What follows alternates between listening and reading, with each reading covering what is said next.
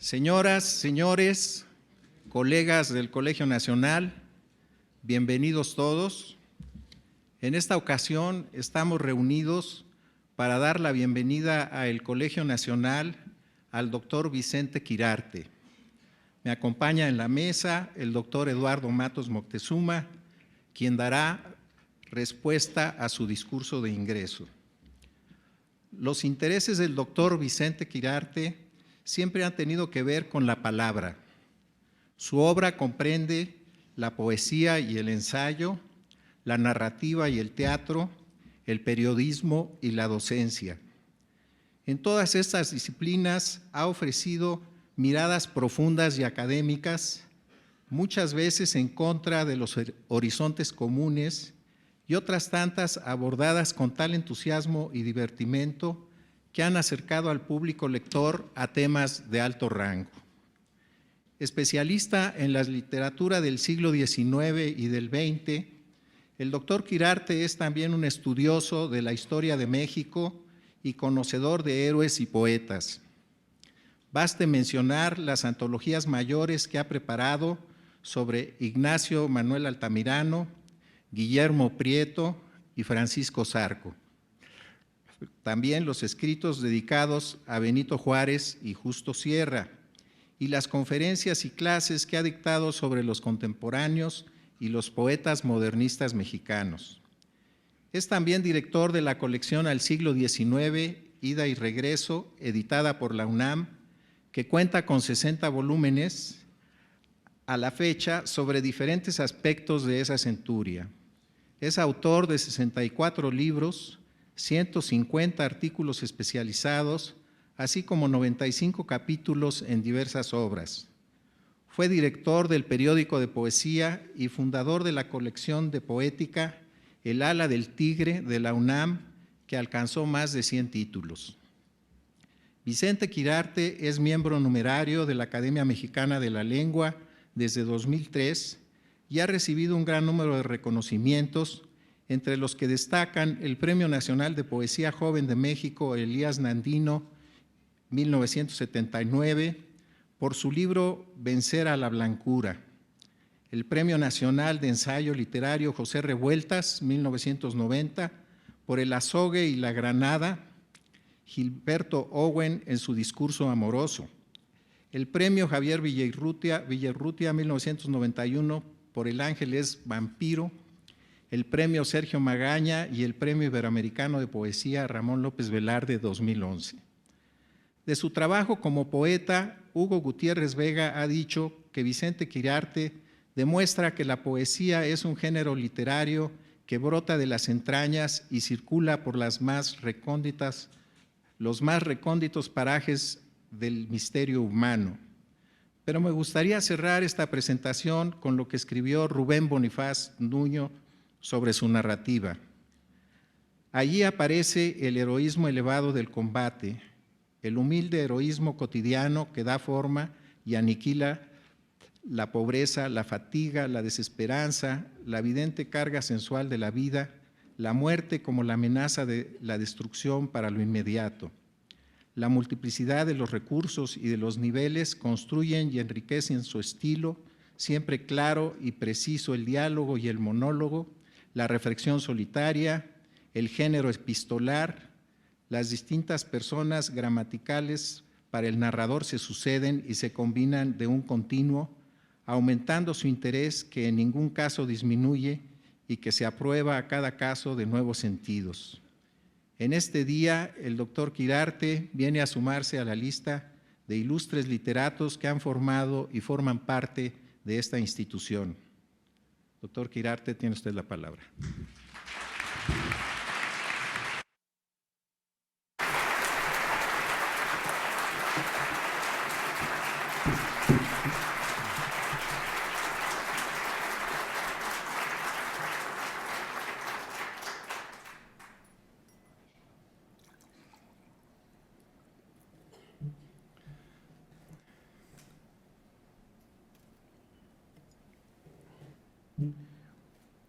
Muchas gracias, doctor Peinbert, por estas palabras de bienvenida. Muy buenas noches a todos ustedes. muy queridos, gracias por estar todos aquí. Saludo de manera particular al doctor Alberto Vital, coordinador de Humanidades de mi casa inicial, la Universidad Nacional Autónoma de México, al doctor Rui Pérez Tamayo, tesorero de nuestra Academia Mexicana de la Lengua, al licenciado Miguel Limón Rojas, presidente de la Fundación para las Letras Mexicanas. Quiero también mencionar la presencia, por muchas razones, importante y mencionarlas por múltiples razones, a doña Silvia Lemos Fuentes, a doña Cristina Pacheco, a doña Paulina Lavista, a doña María Eugenia del Valle y a doña Paloma Guardia Montoya, por razones que ellas conocen muy bien. El texto íntegro de esta lección inaugural será publicado por el Colegio Nacional. Hoy comparto con ustedes esta versión que intenta seguir la célebre máxima de Baltasar Gracián. Como dice mi amigo, el poeta José Francisco Conde Ortega, lo que van a escuchar tal vez no sea bueno, pero sí es breve.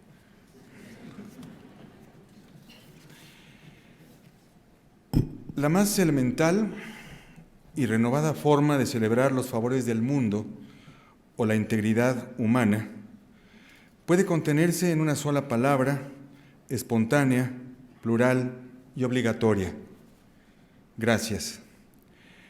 Expreso mi gratitud al Colegio Nacional por considerar que mis capacidades puedan contribuir a los trabajos desarrollados por esta noble institución, cuyo adjetivo lo confirma, parte sustantiva de México. Gracias a quienes inicialmente propusieron este ingreso: Miguel León Portilla, Rui Pérez Tamayo, Manuel Peinbert, Eduardo Mato Moctezuma, Diego Valadez. A todos ellos me unen lazos de afecto y admiración por su trabajo en defensa de la lengua como uno de nuestros más altos patrimonios, por encontrar senderos para aliviar al prójimo, por hermanar la ética y la estética en el diario combate por la vida, ya en el espacio donde palpitan las estrellas, ya en las entrañas del planeta. Mi especial reconocimiento al centinela del Templo Mayor por su respuesta a mis palabras. Ser parte del Colegio Nacional, según la sabia observación de Pablo Domín, no significa el fin del camino, sino apenas su principio. Quien contribuye a fortalecer el conocimiento sabe que la página escrita mañana o el futuro hallazgo en el laboratorio aspiran a tener menos imperfecciones que los descubrimientos de ayer. Los ritmos de la creación y la investigación en cada uno son imprevistos y diferentes, pero el pensador auténtico sabe que la tarea no termina y está siempre postergada.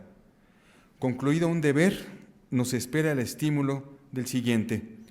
Es preciso construir toda la casa con la misma precisión del albañil al levantar un muro. Lo dijo Agustín Yáñez, también ilustre miembro de esta corporación. Cuando escribo, coloco ladrillo sobre ladrillo, frase sobre frase, párrafo a párrafo, capítulo a capítulo, sólidamente. Doble honor estar en el sitio ocupado apenas ayer por Rubén Bonifaz Nuño y José Emilio Pacheco, maestros tan próximos, hermanos mayores en todos los sentidos. Estar en el mismo sitio, sí; sustituirlos, nunca. Ambos son excepcionales seres de creación, modelos para el porvenir. Dotaron a México de una dimensión universal. Desconfiaron de las palabras y las templaron en la hoguera del rigor y la belleza. De modo natural, creyeron en la verdad y la justicia. Por todas esas razones, su pensamiento permite seguir hablando con ellos, aprender de su lección generativa inagotable. En el artículo 2 de su decreto de creación puede leerse que uno de los propósitos del Colegio Nacional es fortalecer la conciencia de la nación. ¿Cómo pueden contribuir la poesía y el poeta a esta finalidad práctica? Alicho Macero dejó claro que los poetas no son ciudadanos recomendables para disponer de algo más que de su propia conciencia. Pero el joven que a los 22 años publicó Páramo de Sueños era consciente de que la rebeldía y la inconformidad son inicio obligatorio para que el trabajo invisible y constante del poeta sea tan vital y exigente como el del médico y el abogado. Fortalecer la conciencia de la nación. Se fija y se mantiene ardiente la llama de un país cuando sus integrantes la animan con la provocación y el cambio. El pensamiento crítico es incómodo para el gran hermano y no hay obra de arte ni hallazgo científico sin perturbación. A lo largo de la historia del Colegio Nacional y en su divisa Libertad por el Saber, se demuestra el poder del discurso de las letras sobre el discurso de las armas. Más idealmente, las armas y las letras concertadas en un solo, invencible argumento. Rubén y José Emilio honran al colegio y honran al país que los vio nacer. Solicito la venia del Colegio Nacional para desarrollar cursos que analicen los trabajos y los días de ambos autores. Igualmente para dedicar otra parte de mis tareas a nuestra renaciente Ciudad de México, la ciudad que lleva en su nombre las 6 letras no repetidas y siempre pronunciables del país que somos. La ciudad como máquina del tiempo, donde mejor pueden examinarse los caminos paralelos y divergentes de la historia y la literatura. La ciudad como gran acumuladora de vidas más reales por ser imaginadas. La ciudad como mujer nutricia o devoradora. La ciudad en sus mujeres, desde la muchacha que rumbo al trabajo emprende su gesta cotidiana, hasta la mujer dormida que conserva el nombre otorgado por los primeros mexicanos. La ciudad y sus imágenes, desde las pintadas por Tlacuilo sobre papel amate hasta su adaptación cinematográfica en la época de oro. La ciudad de la gran década nacional, cuando sus hombres de leyes, armas y letras cimentaron nuestro nacionalismo, nuestra existencia soberana. La ciudad y sus poetas, con las escrituras que consuman la epifanía. Poeta no es solamente el hacedor de versos, sino quien consagra su energía a perpetuar la iluminación del instante o a levantar edificios verbales inmunes al paso de los años.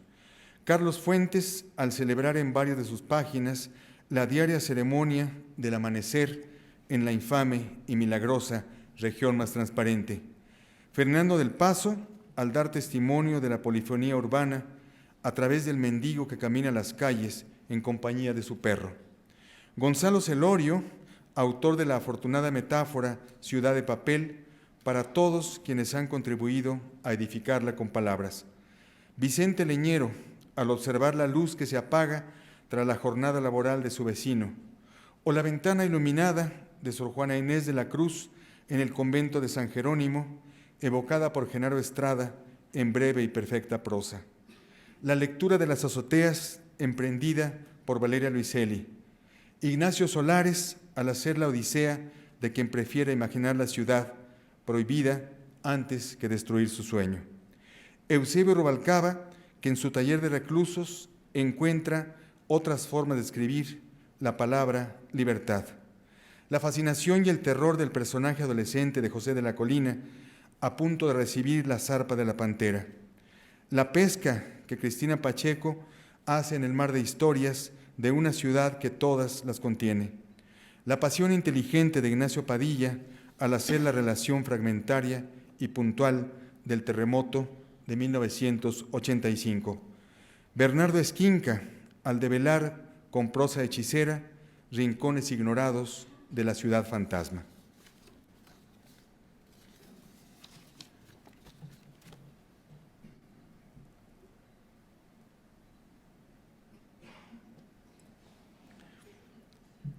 Historiador mayúsculo de nuestras letras, José Luis Martínez dedica el último capítulo de su libro La expresión nacional a enumerar los trabajos pendientes para su mejor conocimiento. El ensayo está fechado en 1950, cuando el humanista en ciernes tenía 32 años de edad. De entonces a la fecha, numerosos son los trabajos llevados a cabo de manera individual y colectiva, cuyo objetivo es llenar esos vacíos. Digna de mención es la Enciclopedia de la Literatura en México, sostenida fundamentalmente por jóvenes menores de 30 años desde la Fundación para las Letras Mexicanas. Esta lección inaugural es una hipótesis de trabajo y demanda futuro desarrollo. Un viaje al país de los años verdes, donde todo se decide, con atisbos a otro dominio aún más lejano en el tiempo y el espacio, el de la infancia, donde la alquimia es aún más sutil, pero sus consecuencias definitivas. Un viaje cada día más lejano y, paradójicamente, más próximo. Imágenes pretéritas vuelven impetuosas a tocar a la puerta, a recordar la necesidad de ser otra vez la frente bárbara del niño o un adolescente sin Baudelaire, sin rima y sin olfato. En su memorable discurso de ingreso al Colegio Nacional, Juan Villoro concluyó con la caminata nocturna de Ramón López Velarde por estas calles del centro. El jerezano fue el primero en reivindicar el linaje del hombre solo. Ramón fue siempre joven y su poesía nació para la eternidad. He aquí una de las grandes paradojas del trabajo creador. Hay quienes, tocados por el síndrome de Mozart, tempranamente ejercen todo su talento. Otros mantienen ese ritmo creciente a lo largo de una prolongada existencia. Nadie tan solo como el joven. Nadie tan acompañado, aunque lo pueblen ausencias y fantasmas. En el último año de preparatoria, entre otros asistentes, el muchacho que yo era llegaba a escuchar las lecciones de Octavio Paz en este antiguo colegio de la enseñanza, antes de que lo dotara de luz y espacios para otro siglo el arquitecto Teodoro González de León. Al enorme prestigio intelectual de Paz se unía la autoridad moral obtenida por su renuncia a la Embajada de la India a raíz de los acontecimientos de 1968. Al extenderle mi ejemplar de Libertad bajo palabra, el poeta lo inscribió con generosidad espontánea. Sus palabras, sabias y aladas, me otorgaban fuerza y plenitud inéditas. Cruzaba la Plaza Mayor, torturado por el verso encontrado en Javier Villaurrutia de ser o no ser realidad y la certeza de que la vida está en otra parte. Fue la época en que Octavio Paz escribió el Nocturno de San Ildefonso, hecho suyo por todo el que tuvo su segundo y verdadero nacimiento entre los arcos de piedra del antiguo colegio. En ese mundo acotado existió durante muchos años una sola preparatoria, un solo edificio, corazón de la juventud, dueña de la vida. De ahí que cuando Paz vuelve al sitio donde poesía, revolución y erotismo integraban una sola trinidad ardiente, escribe las palabras: el muchacho que camina por este poema, entre San Ildefonso y el Zócalo, es el hombre que lo escribe. Paz utiliza el verbo caminar, esa poderosa forma de ejercicio espiritual que llevó a los jóvenes Fausto Vega, Rubén Bonifaz Nuño, Jorge Hernández Campos y Ricardo Garibay a recorrer la Ciudad de México de los años 40, desde el barrio de San Cosme hasta el de San Ángel, a fortalecer en esas caminatas su soledad, sus lecturas, sus amores. El joven aquel, escribe Garibay en la novela donde a partir de su experiencia sintetiza la de aquella juventud. 1941 fue el segundo año de preparatoria. Fue, puntualmente, durante 365 días, el júbilo y el calvario. La escuela se hizo el gozo de vivir y la aridez. Hace frío, y yo me cubro apenas con un suéter ralo y no tengo frío. Y no he desayunado y no tengo hambre. Cuando se hace del trabajo creador eje principal de la existencia, lecturas obligadas son aquellas que examinan los afanes del joven. Pablo Neruda evoca su fiebre ante las páginas del Juan Cristóbal de Romain Rolland.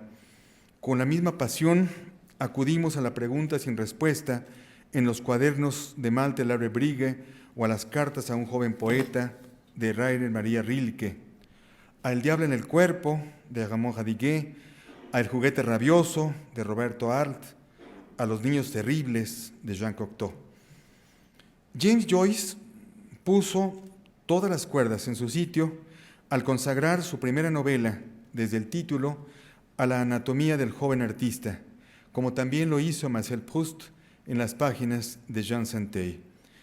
Jack London demuestra en Martin Eden que el trabajo creador demanda constancia y resistencia contra la estéril lobreguez de uno mismo y, sobre todo, contra el señuelo que permite distinguir entre éxito y victoria. El sol incandescente y ejemplar lleva por nombre Arthur Rimbaud, adolescente que al herir mortalmente a la poesía, la hizo más grande y nueva al obligarla a caminar por delante de la acción. Entre otras muchas cosas, nos enseñó que el cobarde huye y el valiente abandona. Solo entonces puede ostentarse el orgulloso título del abandonado, tras dar la media vuelta, soberbia y definitiva. Así es como puede escribir Gilberto Owen: yo en alta mar de cielo, estrenando mi cárcel de jamases y siempres. Dos poetas decisivos para la forja de nuestra moderna tradición dejaron testimonio de su entrada en un dominio incierto y total. Luis Cernuda en Historial de un libro y el citado Neruda en las páginas iniciales de sus memorias. Con el título Infancia y Poesía, demuestra la equivalencia de ambos términos. Infancia es poesía porque no hay intermediario entre el milagro y quien lo experimenta. Dice José Emilio Pacheco en estos dos fragmentos de Jardín de Niños, escritos para el libro objeto del mismo título con Vicente Rojo.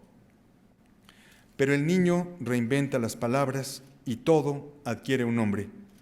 Verbos actuantes, muchedumbre de sustantivos, poder de doble filo. Sirve lo mismo a la revelación y al encubrimiento. Como un poeta azteca o chino, el niño de 2 años se interroga y pregunta: ¿a dónde van los días que pasan? La memoria infantil es prueba de la convivencia con un reino donde imaginación y realidad, deseo y consumación carecen de fronteras. Solo mediante la experiencia es posible la vuelta a la inocencia, al encuentro inicial con el misterio. El nacimiento a la poesía debe tener la fuerza instantánea del relámpago, furia y fulgor al mismo tiempo, trueno y despertar. La erupción del prodigio no puede ser frágil ni predecible, es hiperbólica, intempestiva y permanente. El tiempo es enemigo de la eternidad y volvemos a ella mediante la creación, rapto erótico en el sentido más amplio del término, explosión de vida, manifestación espontánea del atisbo a lo absoluto. Jaime Torres Bodet lo sintetiza en sus memorias infantiles. Un ansia de ser me oprimía el pecho materialmente, como si el corazón me hubiera crecido mientras soñaba. La revelación está dada en los primeros años. Lo siguiente es disciplina y cultivo de la fuerza. Luis Cernuda expresa la radical metamorfosis. Una de aquellas tardes, sin transición previa, Las cosas se me aparecieron como si las viera por vez primera. Un niño mexicano, llamado Octavio Paz, vivía una experiencia similar al otro lado del océano. Una tarde, al salir corriendo del colegio, me detuve de pronto. Me sentí en el centro del mundo. Alcé los ojos y vi, entre dos nubes, un cielo azul, abierto, indescifrable, infinito. No supe qué decir. Conocí el entusiasmo y tal vez la poesía. La palabra juventud da título a dos novelas, una publicada por Joseph Conrad en 1898 y otra de Coetzee, aparecida en 2002. Un siglo las separa. El genio de ambos autores las hermana. En el primer caso, se trata de un joven de 20 años en su primer viaje marino al oriente. En el segundo, otro, acaso el mismo, llega a Londres para enfrentarse a la poesía, la ciencia y el amor. Escribe Coetzee: lo que habrá de curarlo, si es que tiene que llegar, es el amor. Puede no creer en Dios, pero sí en el amor, en los poderes del amor. En alguna ocasión, nuestro Francisco Hernández afirmó que no hay droga más poderosa que el amor. Sus palabras se acentran en el acaso más breve y estremecedor poema amoroso de nuestra lengua. Sintagma y paradigma cortan con la misma velocidad y precisión. Amor tajados, amor taja dos. Desde Tristán e Isolda hasta la canción ayer compuesta para acompañar los afanes del día en el transporte público o en la fonda de barrio, el amor es la droga invisible que otorga al mismo tiempo esclavitud y libertad. ¿Qué es ser joven? Si bien la juventud ha sido motor del cambio, como examinan los autores de Historia de los Jóvenes, bajo la dirección de Giovanni Levi y Jean-Claude Schmitt, el concepto ha variado con el paso de los años. Cuando Sor Juana figura como 10ª musa en la edición de Inundación Castálida, tiene 38 años de edad y ya es autora de los poemas que continuamos leyendo como si acabaran de ser escritos. Carlos de Sigüenza y Góngora tenía 23 años al ver publicado su poema Primavera Indiana y 47 al rescatar de las llamas archivos y pinturas del ayuntamiento. Ya no era un hombre joven para los cánones de ese tiempo, pero su actitud es la del joven que entrega todo a cambio de nada, nada a cambio de todo. Luis Villoro sitúa el uso y la práctica del término revolución en el siglo XVIII, cuando surge una nueva actuación de la juventud, e inclusive de la infancia. Los Saint-Just y los Gavroche se apoderan de la tribuna y de la calle, convierten en protagonista a la primera persona. No hay revolucionario que muera en su cama, dice el primero. El segundo demuestra en las barricadas la contundencia de la frase. El romanticismo hereda y consagra esa alteración del tiempo y el espacio. El año 1836, en nuestro mexicano domicilio, un grupo de muchachos se reúne para fundar la Academia de Letrán. Uno de ellos dará testimonio escrito de la ceremonia que hacen al constituirse y cómo reciben, escribe textualmente el joven, la visita de un anciano encorvado de nombre Andrés Quintana Roo, quien entonces tenía 48 años de edad. Sin embargo, también le correspondió ser precoz luchador de la independencia, cuando, a los 19 años, era secretario del general José María Morelos. La generación liberal ejerce esa misma capacidad prematura. A los 13 años, el huérfano Guillermo Prieto trabaja y vive en Palacio Nacional, puberto como el niño zapoteca que cruza la sierra de Oaxaca para escapar de la ignorancia oprobiosa. Francisco Zarco es, a los 18 años, oficial mayor del entonces Ministerio de Relaciones Exteriores. En los escasos periodos que les deja libres la inevitable participación en el servicio público el campo de batalla o el terreno parlamentario, nuestras plumas encuentran significados duraderos para un país en todos sentidos despojado. El doctor José María Luis Mora medita sobre las 2 edades en este fragmento rescatado por José Luis Martínez. La juventud impaciente vuela de uno en otro placer. Las ciencias solas son las que sirven en todas las épocas de la vida, en todas las situaciones en las que podamos encontrarnos. Las palabras anteriores pertenecen a las obras sueltas, publicadas en 1838, cuando su autor tiene 48 años, pero a los 25 había recibido el encargo de redactar el semanario político y literario a la entrada del Ejército Trigarante.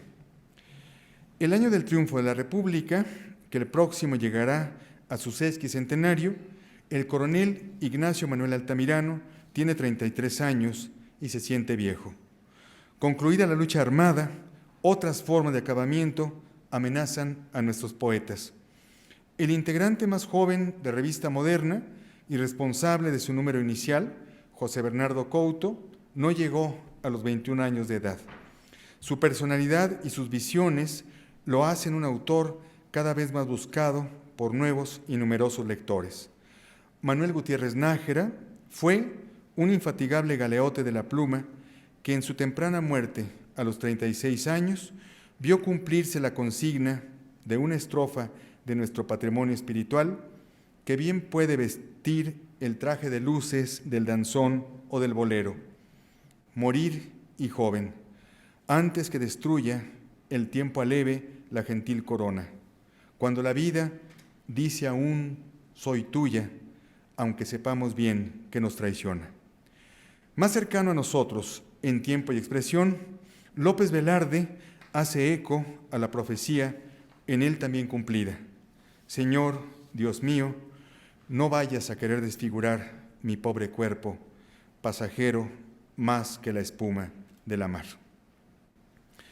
Los jóvenes que fueron algún día lo son toda la vida.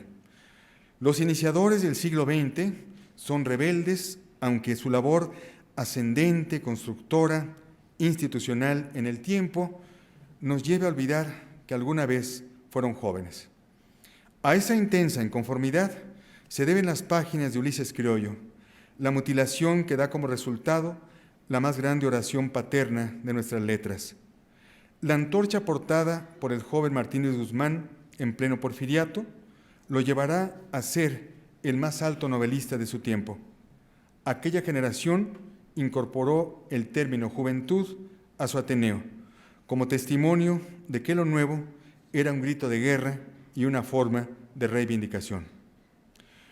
Los movimientos de vanguardia postularon que el mundo naciera con su propia aventura. Soberana juventud titulará Manuel Maplesarce a su libro de memorias, aparecido cuando el poeta ha domesticado su fiebre estridentista.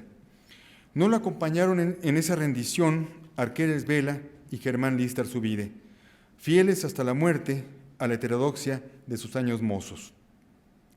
Lo importante es que el epíteto no solo exalta al sustantivo juventud, autónomo en su desnudez, sino enfatiza la inquietante noticia de esa temporada donde la soberanía se entiende como el dominio de sí mismo, ser nuestra propia riqueza.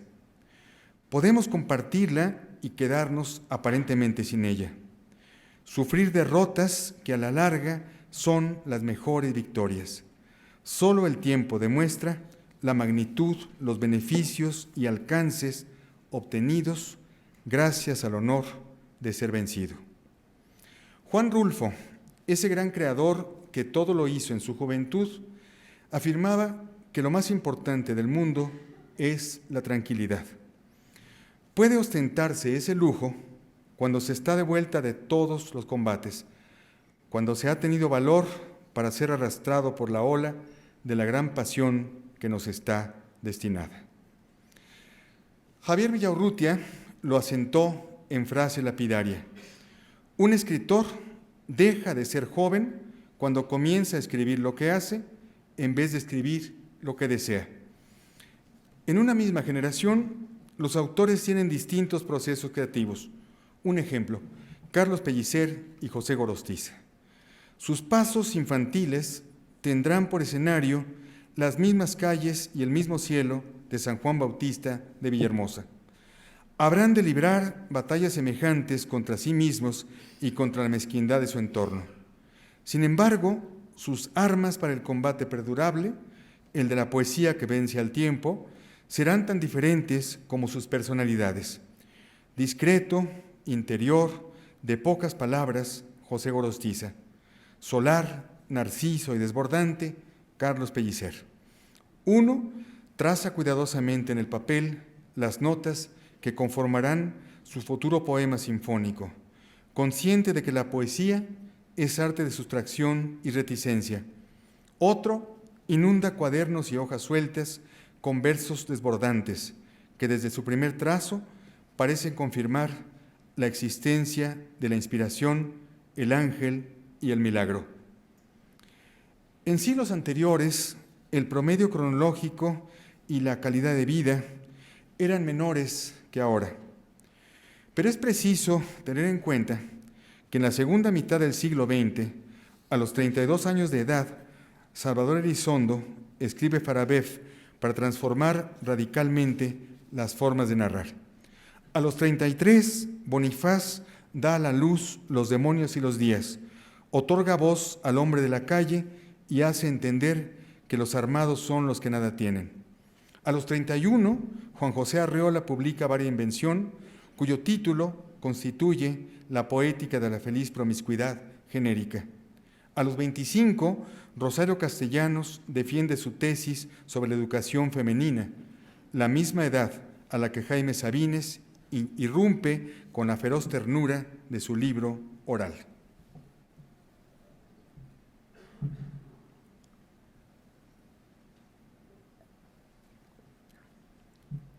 Un día de 1928, un joven poeta vela sus armas. Le han sido entregados ejemplares de su primer libro de versos. La ciudad es Sevilla, el poeta Luis Cernuda, el libro Perfil del aire. Cada nuevo libro es como el primero, pero nada se parece al temblor inicial de sentir el pensamiento transfigurado en letras. Tras haber incidido en el cuerpo del lenguaje, las palabras se incrustan con tinta en la blancura. Guadalajara, enero de 1983. Un poeta de 24 años mira la cubierta de su libro y lee, como si fuera de otro, el poema que lo inicia. Es de madrugada. La lluvia persiste sobre la ciudad, con su danza sigilosa. Clarea, tú duermes, y las nubes, lejos de tu sueño, se dispersan. No despiertes aún. Yo he pasado por ti la noche en blanco. La ciudad, la mujer y la poesía son una sola criatura a la que Jorge Esquinca se ha mantenido fiel. Con el paso del tiempo, el poeta descubre un diapasón más vasto y que es necesario comenzar por lo que no se ve. El primer libro es tan misterioso como los caminos de la creación. 9 años tardó el joven Efraín Huerta en llegar a la edición Príncipe de los Hombres del Alba en 1944. No se escribe para los jóvenes, pero ellos son los mejores jueces y lectores, los más proclives a acudir al conjuro del desastre. El año 1969 apareció la primera edición de Los Cármenes de Cayo Valerio Catulo. Rubén Bonifaz Nuño trajo a la modernidad a un poeta que en el siglo I sintetizó en 2 versos la condición humana. Odio y amo. ¿Por qué lo haga? ¿Preguntas acaso? No sé, pero siento que es hecho y me torturo. Quienes en esos tiempos nacíamos a los poderes de la poesía, reconocimos la dualidad acendrada en tiempos de pasión. A la exigencia de su traslado a nuestra lengua, el poeta y traductor añadía un estudio preliminar. En este caso se trataba no sólo de iluminaciones sobre la vida y la obra de Catulo, sino de la biografía de una colectividad que vio en la toma de la calle y el nuevo ejercicio de la libertad una justificación para sus combates. De ahí que las primeras palabras del prólogo constituyan una poética generacional. Toda juventud es sufrimiento. Asomado al mundo con la plenitud voraz de sus propias herramientas, el joven, como si hiciera uso de una prerrogativa indudable, pretende apoderarse de él mediante un esfuerzo inútil de antemano y fracasa, hasta que la misericordia del tiempo lo apacigua con la resignación, con la sabiduría o con la muerte. De la conclusión del maestro Bonifaz, elijo la palabra sabiduría. Sobre ella descansan las ansias sin apagarse, la energía sin agotarse, la voluntad sin doblegarse. Heredero de esa amorosa rabia, es un libro que marcó a fuego a mi generación. Me refiero a El tigre en la casa, de Eduardo Lizalde. Se trata de un libro para jóvenes porque el tigre es, como cualquier adolescente que se respete, un enorme animal por dentro y fuera, dando golpes de ciego, tirando dentelladas en un mundo donde la vida está pendiente. Un gran poema se construye o nos construye. Inicialmente nos destruye al poner en duda todo cuanto antes concebíamos de la creación verbal. Cuando finalmente David Huerta dio a la luz el libro incurable que en este nuevo siglo seguiremos admirando, leyendo y descifrando, llevaba a la práctica la maximínima escrita por el irreverente y sabio cocodrilo Efraín Huerta. Solo a fuerza de poesía deja uno de ser un poeta a fuerza. Con todo, hay un instante de peligro que acecha a los creadores. La aparición de ese muro tiene lugar casi siempre al fin de la primera juventud, cuando se tiene toda la energía, pero sobreviene una particular forma de aridez. Aparecen entonces los ángeles de sombra, la escisión cuando el ser que nos contempla en el espejo es un antagonista y el impulso inicial desemboca en un limbo donde el poeta descubre que se cansa de ser hombre. Octavio Paz lo resume en el umbral de uno de sus libros seminales, Águila o Sol. Ayer, investido de plenos poderes, escribía con fluidez sobre cualquier hoja disponible. Todo me servía, la escritura del viento, la de los pájaros, el agua, la piedra. Adolescencia, tierra arada por una idea fija, cuerpo tatuado de imágenes, cicatrices resplandecientes. Ese ayer puede ser evocado en distintos momentos. Paz lo hace a sus 36 años, cuando aún es joven, pero ya hace suya la pesadumbre de la historia. Por su parte, Bonifaz lo inscribe en uno de sus libros de madurez, Haz de Oros. Yo amé, se hace insigne en mi memoria el honor del peligro. El doctor Bonifaz evoca los años de la infancia y adolescencia heroicas del muchacho Rubén, que por fortuna lo acompañaron toda su vida. La congruencia, la lealtad y la victoria sobre uno mismo no son tarea fácil. José Emilio Pacheco lo dijo de manera devastadora: ya somos todo aquello contra lo que luchamos a los 20 años. Y más aún cuando rescató la frase de que la niñez es miserable porque toda la maldad aún está por delante. José Emilio creía en ambas ideas, pero también en esa forma de plenitud que es darse a los otros. Plenitud y no felicidad. La felicidad es para los superficiales, a largo plazo perdedores. Todo es para mañana y el enemigo nunca deja de estar frente a nosotros, dentro de nosotros. Yo es otro. Más que un obstáculo, es una espuela para demorar el viaje, según demuestra Ernesto Lumbreras. El hombre de hoy tiene más horas de vuelo que el muchacho de ayer. No por eso sabe más. Pero sin la suprema lección del tiempo, no podría pararse a contemplar su estado y dar cuenta, a través de su propia experiencia, de cumbres y abismos de este mundo. Concluyo.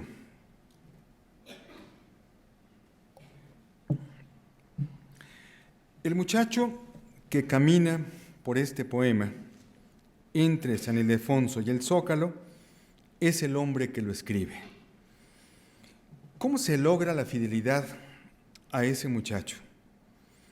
Una canción de Lennon y McCartney, con la cual crecimos varios de los que aquí nos encontramos, se titula This Boy. Aquí estoy con mis ansias enteras y mi devoción intacta. Pero la composición también alude a That Boy, la dualidad del que ama y de quien espera ser amado es también la del adulto que se busca en la incondicional entrega de ese joven, sediento de todo y nunca saciado. Quienes tenemos el privilegio de estar cíclicamente en el aula, contamos con un juez y un defensor infalibles. El alumno que con su ejemplo nos obliga a sentir y pensar doblemente.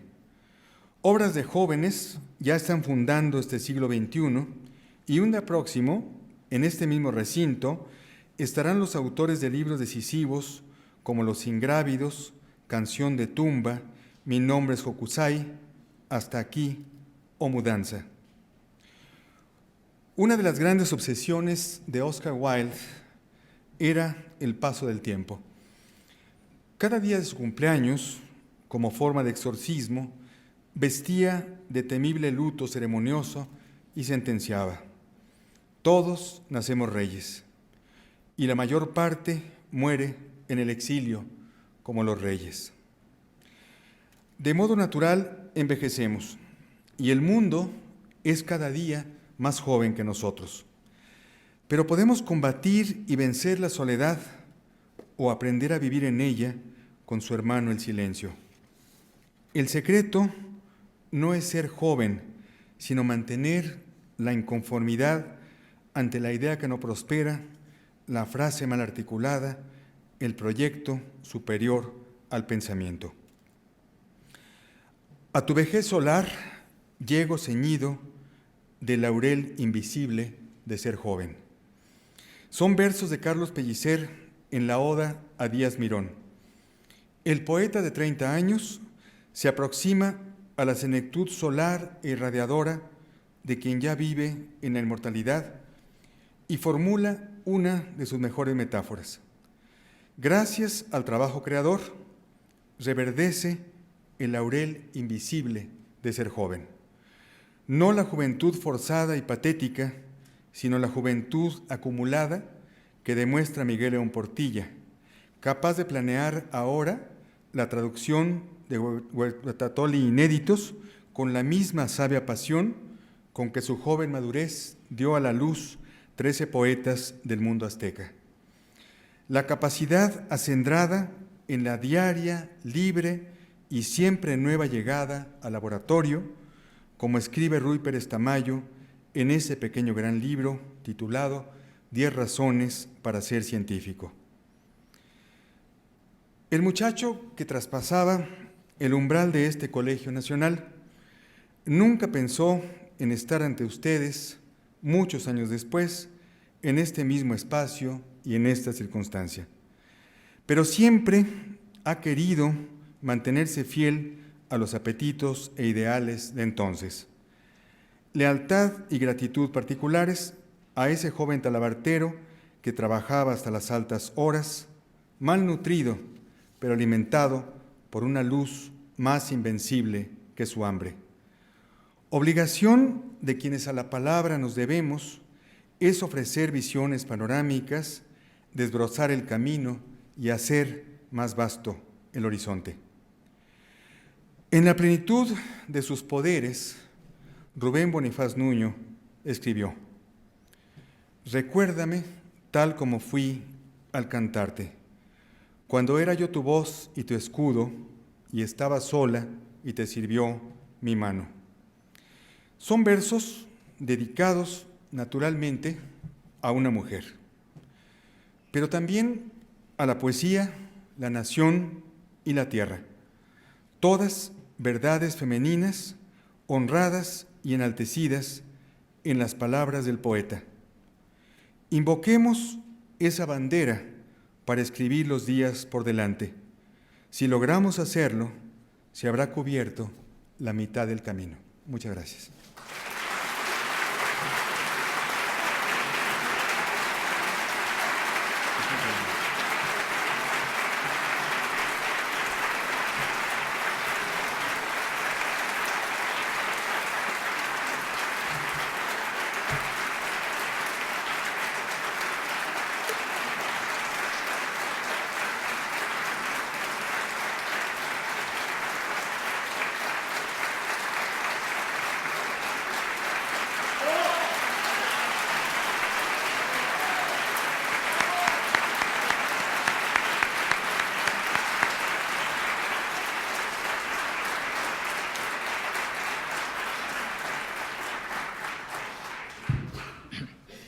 El doctor Eduardo Matos dará respuesta al discurso de ingreso del doctor Vicente Quirarte. Adelante. Señor presidente en turno, colegas del Colegio Nacional, querido Vicente, señoras y señores, he dividido mi respuesta al ingreso de Vicente Quirarte en dos partes y lo he titulado Vicente Quirarte o la pasión por las letras. Primera parte, los motivos, las razones. Ningún género literario le es ajeno a Vicente Quirarte. Escritor prolífico, lo mismo transita por el campo de la poesía que por el de la narrativa. De igual manera irrumpe con su pluma en la dramaturgia y en el epistolario. Seduce al lector con su literatura fantástica y lo lleva a los arcanos de la historia. Pero vayamos por partes.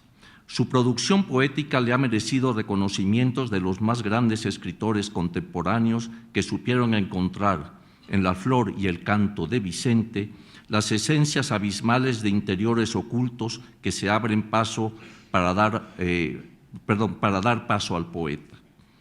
Los nombres de José Emilio Pacheco, Juan Gelman, Eduardo Lizalde, Francisco Hernández, Evodio Escalante y Marco Antonio Campos, este último como presidente del jurado, se unieron para otorgarle por el conjunto de su obra poética el Premio Iberoamericano de Poesía Ramón López Velarde en el año 2011. En palabras de Marco Antonio Campos, en sus ensayos sobre López Velarde, Quirarte se ha interrogado esencialmente sobre 4 asuntos. 1, el porqué de las causas de su mito creciente. Otro, lo que hay detrás del fantasma de la prima Águeda. Un tercero, el poeta más allá de lo cívico que creó en su gran poema una patria tradicional, sencilla y hondamente femenina. Y, por último, el Ramón paseante por esas calles que iría desde la avenida Madero hasta la casa donde moró en la avenida Jalisco. Fue en 1979 cuando apareció su primer libro de poemas, con el título Teatro sobre el viento amado, formado por diversos textos que lo llevaron a recibir el premio, el primer premio de la revista Punto de Partida. Nuestro poeta abre la puerta de la lírica y a ella se entrega totalmente. A este le siguen muchos más, y es así como en los últimos 30 años el Quirarte poeta crea más de 20 títulos que se han editado tanto en México como en el extranjero. Vayan por delante algunos ejemplos, como A veces la vida, Nombre sin aire y Esa cosa tan de siempre, publicados por la editorial Pretextos de España.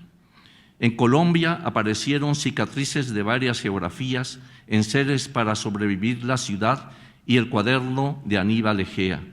Canadá también participa y pone en circulación Sarabande a un chance gens.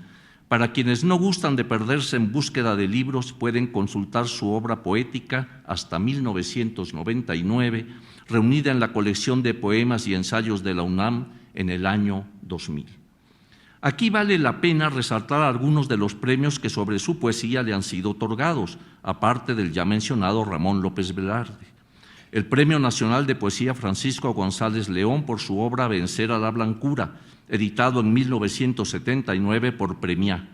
De ella ha dicho Sandro Cohen: en cada poema de Vencer a la Blancura, Vicente Quirarte se descubre víctima de la misma belleza que persigue sin descanso.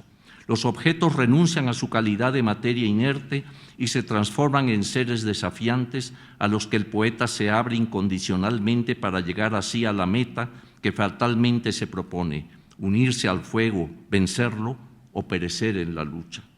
Y continúa diciendo Sandro Cohen: la nada, la blancura, en este caso, es un todo irrefrenable que nos tienta y se burla de nosotros, como cualquier vedette de las puertas de San Pedro. Esas no las conozco, pero bueno. Toda la vida y toda la muerte se juega en ese cilindro de una sola bala. Quirarte acepta el desafío, porque si muere Fénix, renacerá de sus propias llamas amorosas. Para el poeta, la vida sin este discrimen es una manera muy lenta de no existir. El premio Javier Villaurrutia le fue entregado en 1991 por su libro El ángel es vampiro. Los jurados, algunos de nuestros más grandes poetas, Rubén Bonifaz Nuño y Alí Chumacero. El poeta Eduardo Casar considera que la poesía de Vicente Quirarte, entre comillas, es una de las más bellas armas que se han inventado para luchar por la vida. Pasemos ahora a su prosa narrativa, en la que conjuga la historia y la cotidianidad. Allí están sus textos, Un paraguas y una máquina de coser, o Morir todos los días. Este último es una anatomía del amor, en donde los protagonistas dan paso a sus amores como arma que revitaliza pese a las adversidades. La narrativa de Quirarte ha hecho decir a Rubén Bonifaz Nuño: la multiplicidad de los recursos y los niveles construyen y enriquecen su estilo, siempre claro y preciso. El diálogo, el monólogo, la reflexión solitaria, el género epistolar, las distintas personas gramaticales para el narrador se suceden y se combinan de un continuo, aumentando su interés, que en ningún caso disminuye y que se aprueba a cada paso de nuevos sentidos.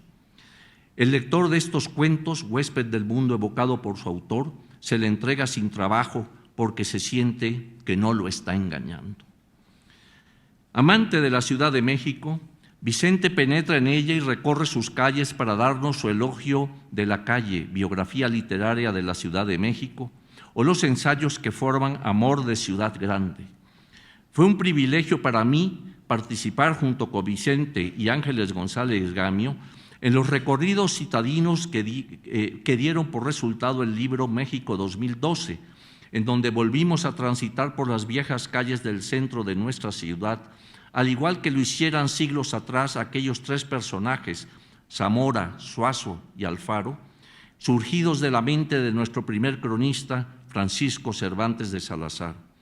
Por su pasión por la capital del país, Vicente fue invitado a formar parte del Consejo de la Crónica de la Ciudad de México. La literatura fantástica no pasa desapercibida para nuestro autor. Ahí está su tratado Sintaxis del vampiro o los ensayos que conforman Del monstruo, considerado como una de las bellas artes.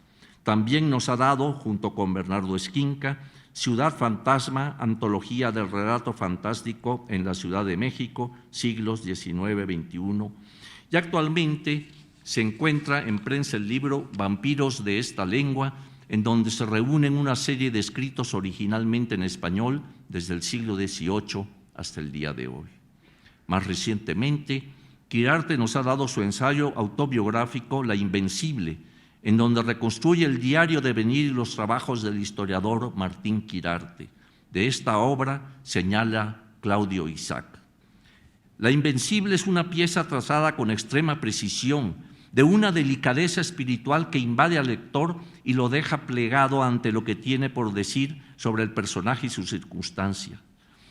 La respiración del libro posee un compás poderoso y a pesar de la contención que el autor mantiene en cada pasaje, no es raro conmoverse hasta las lágrimas, no solo por la invocación de la figura del Padre, sino la del amor mismo como escritor. La lectura deja un aire de satisfacción y reflexión sosegada. A lo anterior hay que añadir lo que dice Eusebio Rubalcaba: más que un texto literario, es un organismo vivo y trémulo. Por otra parte, el Quirarte dramaturgo nos regala obras que han sido puestas en escena, como es el caso del Fantasma del Hotel Alsace, Los últimos días de Oscar Wilde, con 130 representaciones, además de obtener el premio de dramaturgia Sergio Magaña para autor nacional. Otras obras son Relato de la joven monstruo, Mary Shelley y la compañía, y hay mucho de Penélope en Ulises. En 2015 publicó Melville en Mazatlán, obra en un acto que se tradujo en 42 representaciones y en la que el diálogo se da entre los dos Melville. De esto nos dice el autor, Quirarte: siempre me ha atraído el tema del doble, presente en la tradición occidental desde Castor y Pollux hasta Henry Jekyll y Edward Hyde, desde el Nahual de los antiguos mexicanos hasta Jano es una muchacha de Rodolfo Usigli. El doppelganger, la conciencia de que yo es otro, como el señor Rimbaud, se halla sutilmente en el trabajo del propio Melville, de modo particular en su Moby Dick y en Bartleby, algunos de cuyos fragmentos tienen actuación importante en la pieza que escribí. No puedo pasar por alto el dato histórico y la interpretación artística en trabajos que se refieren a Ignacio Manuel Altamirano, Guillermo Prieto y Francisco Zarco. El estudio crítico de autores mexicanos están compilados en los volúmenes Peces del aire altísimo y Los días del maestro.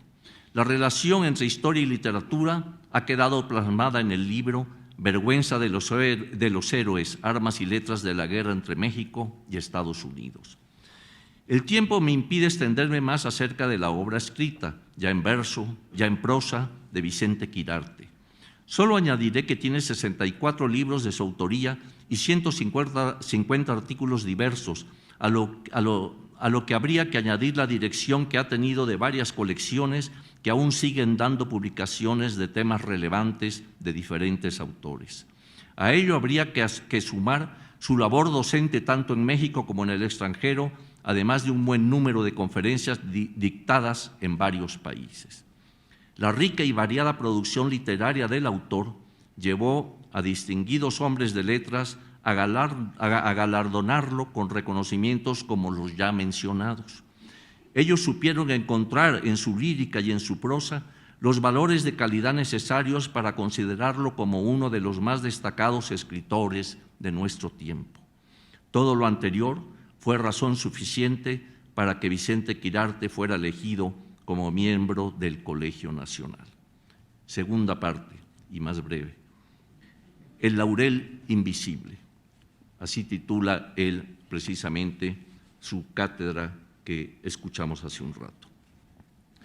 Ingresa Vicente Quirarte al Colegio Nacional por la calle de Donceles, la calle de los jóvenes, con este título que nos recuerda al gran poeta que fue y sigue siendo Carlos Pellicer. El poeta tabasqueño fue formado por la selva, los ríos y el calor de su tierra natal. Siempre joven, Carlos, a quien conocí por su poesía y en lo personal, parecía siempre alegre, crítico de los poderosos y eternamente jovial. Su canto a Díaz Mirón podría bien tratarse de una mirada sobre sí mismo.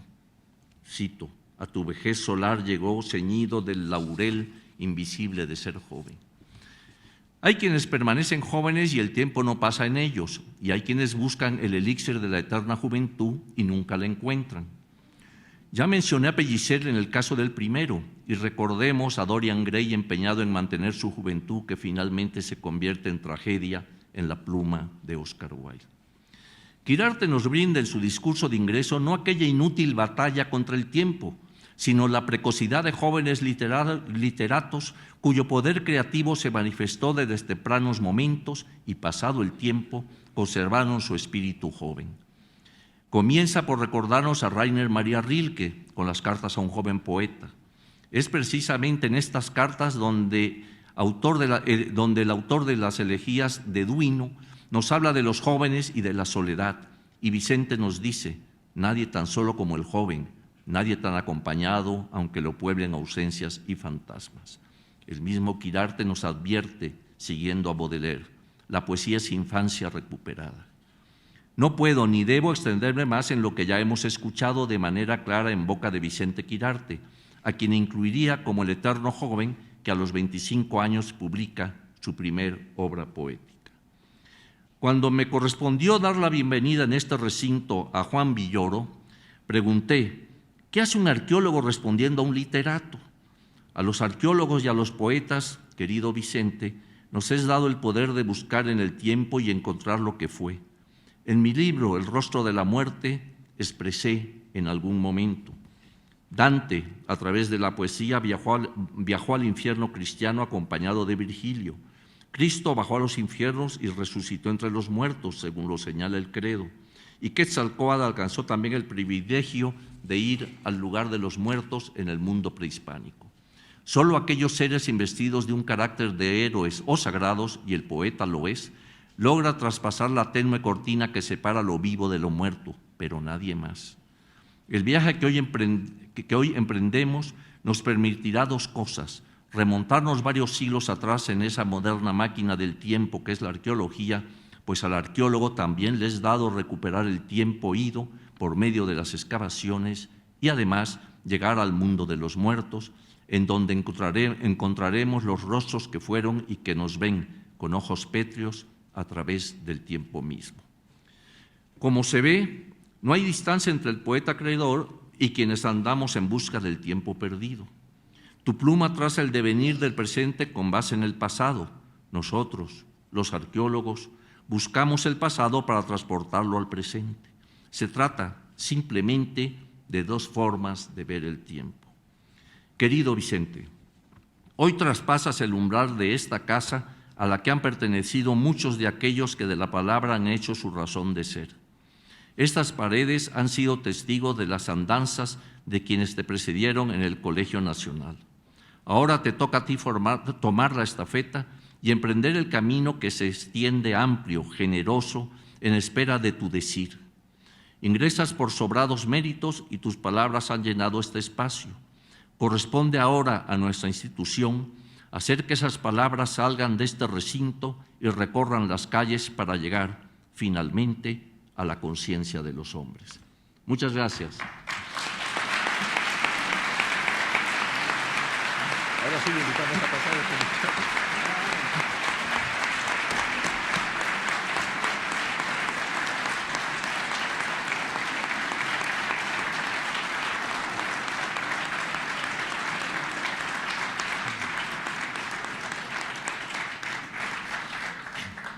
Le pido al doctor Vicente Quirarte que pase a acompañarnos a esta mesa. Le voy a otorgar los símbolos de pertenencia al Colegio Nacional y después de esta ceremonia los invita el doctor Quirarte a un brindis de honor en la planta baja de este edificio. Pues vamos a ver, ¿qué tenemos aquí? Tenemos aquí esto. Esto es más complicado de lo que parece. A ver, déjame empezar con esto de acá. Ya estuvo. La primera mitad. Ahora viene la parte más difícil. Ahí va, ahí va. Salió muy bien. Parece que ahí va. Ahí va, ahí estuvo. Y ahora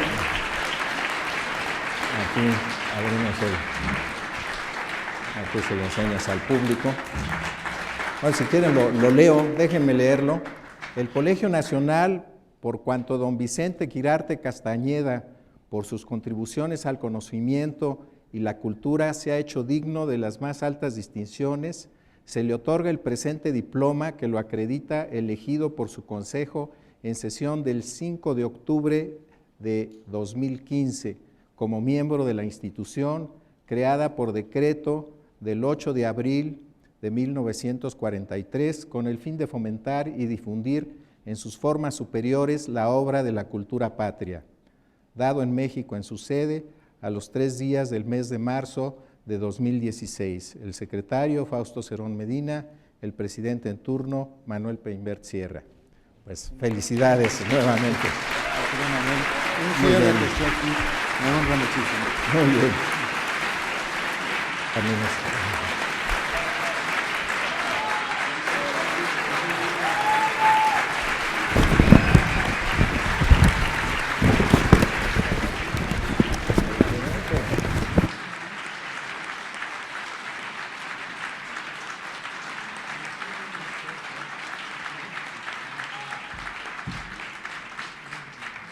Pues ahora te vendrán a saludar y o nos bajamos como quieran.